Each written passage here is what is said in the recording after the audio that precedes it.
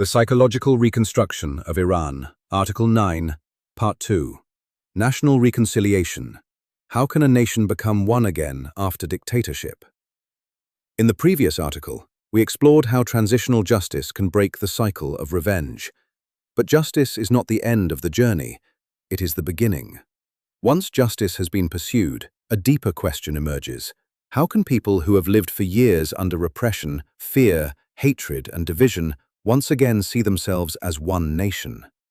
The answer lies in national reconciliation, a process rooted as much in social psychology as in politics. Dictatorship destroys more than freedom, it destroys trust. Citizens lose faith in their government, neighbors become suspicious of one another, families are silenced by fear, and truth is buried beneath propaganda. Even after an authoritarian regime falls, mistrust remains. Painful memories, fear, and prejudice do not disappear overnight. A democratic constitution and free elections alone cannot rebuild a society. Social trust must also be restored. Psychologically, trust is one of a society's most fragile assets. It takes years to build, but can be shattered by violence, injustice, or betrayal. National reconciliation is therefore not simply a political agreement, but a process of healing collective mistrust. Reconciliation does not mean forgetting the past. Forgotten wounds rarely heal. They are merely concealed until they reopen. Nor does reconciliation require abandoning justice or ignoring victims' suffering. No society can achieve lasting peace through enforced silence or imposed amnesia. Genuine reconciliation begins only when the truth is acknowledged, justice is served, and victims regain their dignity.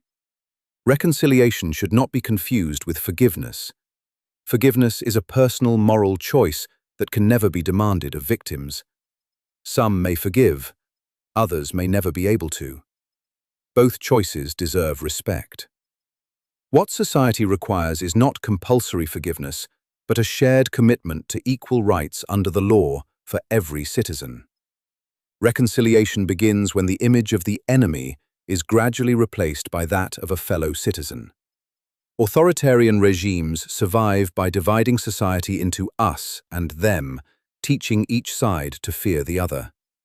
Democracy takes root only when people learn that political, ethnic, religious, or ideological differences never diminish another person's dignity or rights. This transformation must occur not only in institutions, but also in culture and in people's minds. Dialogue is one of the most powerful tools in this process. Every society emerging from dictatorship carries competing memories of the past. If these stories are never heard, mistrust replaces truth. Listening to another person's experience does not require agreeing with every opinion. It requires recognizing their humanity. Free media, universities, civil society, and open public debate can help transform competing narratives into a shared understanding of history. Experiences in South Africa, Germany, Chile, Argentina, and Rwanda show that there is no single model for reconciliation. Yet successful transitions share common principles: uncovering the truth, delivering justice, reforming repressive institutions, promoting human rights, and ensuring that past abuses are never repeated. Public trust grows when citizens know that everyone is equally protected by the law. Hatred, like violence, can also pass from one generation to the next. Children raised on stories of revenge and humiliation may inherit conflicts they never experienced themselves. For that reason, Iran's psychological reconstruction is not only the responsibility of political leaders. Families, schools, universities, and the media all play essential roles. Teaching empathy, critical thinking, respect for differences, and constructive dialogue is one of the strongest safeguards against future violence. Democracy is built not only in parliaments and ballot boxes, but also in everyday relationships. A society that cannot disagree without hostility will always remain vulnerable to authoritarianism. One that practices tolerance, responsibility, and mutual respect lays the strongest foundation for democratic life. Iran's psychological reconstruction will be complete only when its people remember the past without becoming imprisoned by it, pursue justice without seeking revenge, and build the future on trust, the rule of law, and human dignity. National reconciliation is not the result of forgetting.